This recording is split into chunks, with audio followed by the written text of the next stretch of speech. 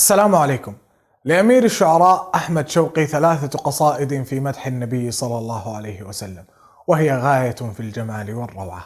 أما أولها فهي نهج البردة الميمية الشهيرة، والتي يقول في مطلعها: ريم على القاع بين البان والعلم، أحللن سفك دمي في الأشهر الحرم. رمى القضاء بعيني جؤدر أسدا، يا ساكن القاع أدرك ساكن الأجم. لما رنى حدثتني النفس قائلة: يا ويح جنبك بالسهم المصيب رمي. جحدتها وكتمت السهم في كبدي، جرح الأحبة عندي غير ذي ألم، يا لائمي في هواها والهوى قدر. لو شفك الوجد لم تعدل ولم تلمي، لقد أنلتك أذنا غير واعية ورب منتصت والقلب في صمم. ثم تخلص إلى مدح النبي صلى الله عليه وسلم فقال: يا أفصح الناطقين الضاد قاطبة، حديثك الشاهد عند الذائق الفهم. إن قلت في الأمر لا أو قلت فيه نعم، فخيرة الله في لا منك أو نعم. الله قسم بين الخلق رزقهم، وأنت خيرت في الأرزاق والقسم. أخوك عيسى دعا ميتا فقام له، وأنت أحييت أجيالا من الرمم.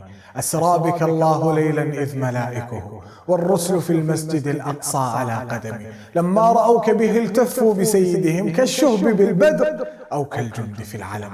صلى وراءك منهم كل ذي خطر، ومن يفز بحبيب الله يأتمم. جبت السماوات أو ما فوقهن ضحى، على منورة ذرية اللجم. ركوبة لك من عز ومن شرف، لا في الجياد ولا في الأينق الرسم.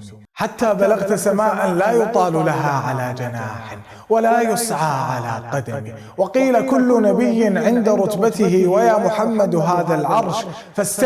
مشيئة الخالق الباري وصنعته، وقدرة الله فوق الشك والتهم.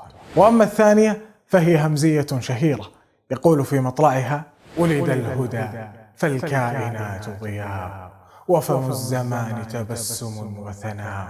الروح والملأ الملائك حوله، للدين والدنيا به بشراء. والوحي يقطر سلسلا من سلسل، واللوح والقلم البديع رواء. والعرش يزهو والحظيرة تزدهي، والمنتهى والسدرة العصماء. نظمت أسامي الرسل فهي صحيفة في اللوح، واسم محمد طغراء. اسم الجلالة في بديع حروفه، ألف هنالك واسم طه الباء. يا من له الأخلاق ما تهوى العلا منها، وما يتعشق الكبراء. زانتك في الخلق الكريم شمائل، يغرى بهن ويولع الكرماء. فإذا رحمت فأنت أم أو أب، هذان في الدنيا هم الرحماء. وإذا حكمت فلا ارتياب، كأنما جاء الخصوم من السماء قضاء.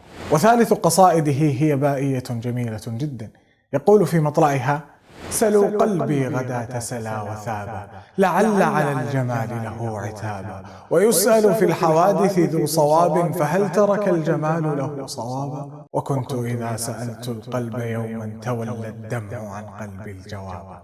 تخلص فيها إلى مدح نبي الله صلى الله عليه وسلم فقال: أبا الزهراء قد جاوزت قدري بمدحك، بيد أن لي انتسابا. فما عرف البلاغة ذو بيان، إذا لم يتخذك له كتابا. مدحت المالكين فزدت قدرا، فحين مدحتك اجتزت السحاب.